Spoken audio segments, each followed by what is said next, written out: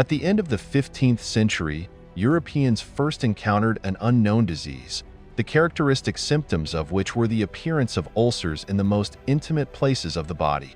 Over time, the disease affected bones, tissues, and the circulatory system, disfiguring the person and ultimately leading to death.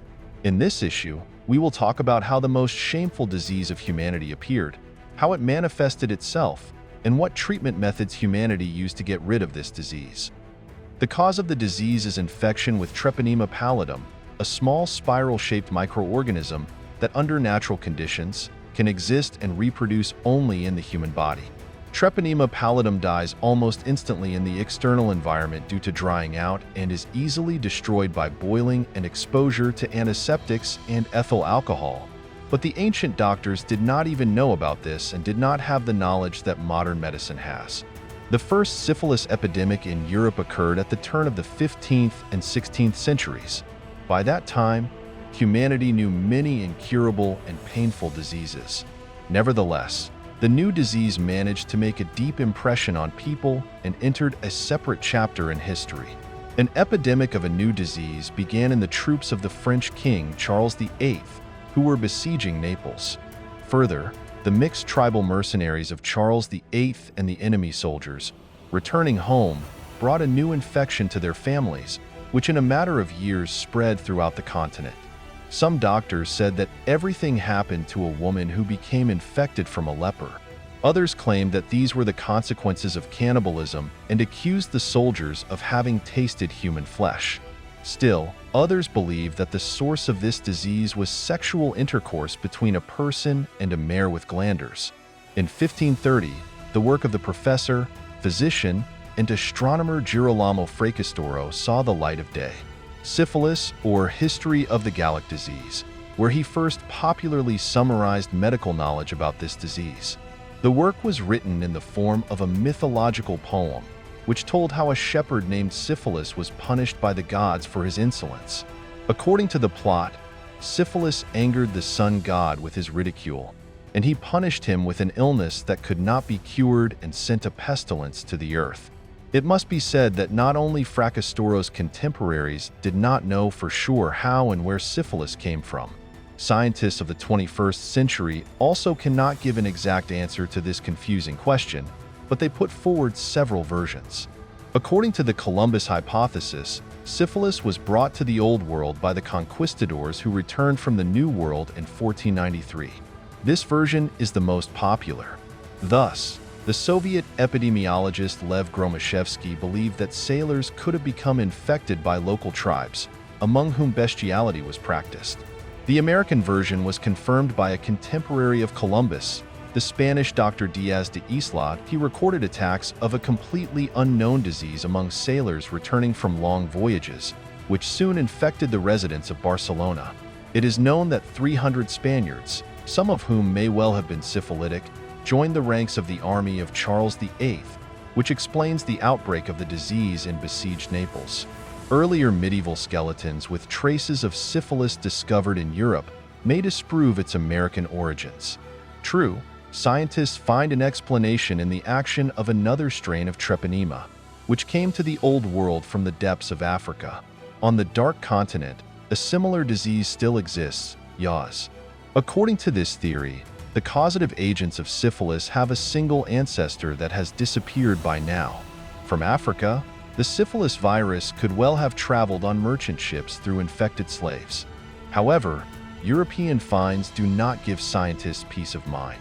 Some experts believe that syphilis existed here in ancient times. They refer to descriptions of Hippocrates, Galen, and Avicenna, similar to the symptoms of this disease. Art can serve as a visible confirmation of the European roots of syphilis. Thus, on the busts of Socrates in the Vatican and Louvre museums, the typical syphilitic saddle nose stands out. But syphilis may be older than we think. Experts who studied the remains of people who lived in the Bronze Age discovered bone destruction and changes in the teeth and skull, characteristic of the symptoms of syphilis. Such remains were also found in Russia.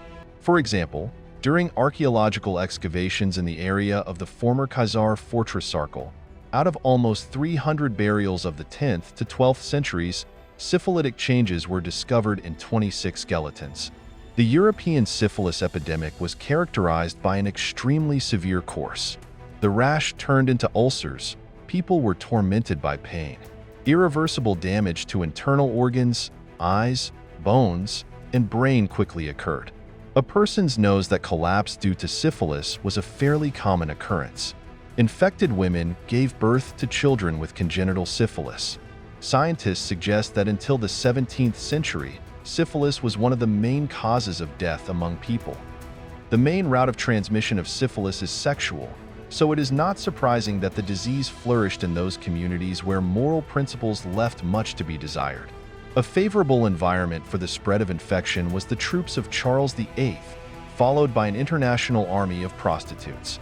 In the spring of 1496, an epidemic of the Neapolitan disease struck Paris with such disgusting and fetid consequences that the people developed an aversion to carnal intercourse. The church took advantage of this to preach chastity. Very gallant ladies, famous for their ardor in bed games, went in droves to penitent monasteries. King Charles VIII was in despair because the most beautiful court ladies-in-waiting became nuns. More often than not, the breeding ground for the sticky disease had to be eradicated by government measures. Thus, according to the decree of Peter I, women leading a dissolute lifestyle were placed in marginal houses. Under pain of punishment, it was forbidden to keep indecent wives and girls. But if Peter I closed brothels, then in the 19th century, following the example of France and Russia, they began to regulate prostitution. For these purposes, in 1847, a commission was created in St. Petersburg to supervise wandering women. Historians have long noticed that the surge in the syphilis epidemic coincided with military upheavals, accompanied by large-scale movements of human masses. Thus, peaks of diseases with syphilis were noted during the Italian Wars, the Napoleonic Wars, as well as the First and Second World Wars. The first syphilis epidemic, which coincided with the Italian Wars, turned out to be the largest in its geography. Already in 1499, syphilis reached Russia. Around 1500, thanks to trade connections, the disease spread across the Mediterranean to the east. Less than a year later, the populations of China, India, and then Japan were affected. A powerful wave of the syphilis epidemic swept through Europe during the First World War. According to statistics, almost every seventh European was a carrier of the treponema strain. However, not only wars but also other social factors contributed to the spread of syphilis. In 1861, serfdom was abolished in Russia, which provoked an expansion of the geography of the disease. Those former serfs who did not take root in the cities, returning home, carried the disease to the village. Naturally, the first types of treatment for syphilis were ineffective and caused many adverse reactions. Given that the disease was associated with the discovery of America, treatment included plants brought from the New World, guaiac wood and willow. Their diuretic, laxative, and pathogenic effects were believed to purify the blood. It was expected that mercury also acted similarly, expelling the disease through sweat and increased salivation during poisoning. The side effects of mercury were terrible: nerve damage, kidney failure, tooth loss, and more. Here is one of the descriptions of treatment procedures. The patient was isolated in a stuffy room and rubbed with mercury ointment several times a day. The massage was performed near a fire, where the sufferer was then left to sweat. This procedure lasted from a week to a month or longer and was repeated if necessary. Vitriol and arsenic were also used, but their usefulness was questioned. Preventative measures in the form of closing brothels and public baths were carried out around the world, but the lack of consistency and effective treatment made them ineffective. In the modern world, this disease can be successfully treated. Medicine uses a variety of treatment methods, saving patients from this insidious disease and saving the lives of patients around the globe. Thanks to everyone who watched this video to the end. To find out about the latest releases, you just need to subscribe to the channel and click on the bell. Also, leave your thoughts in the comments and give it a thumbs up. See you soon.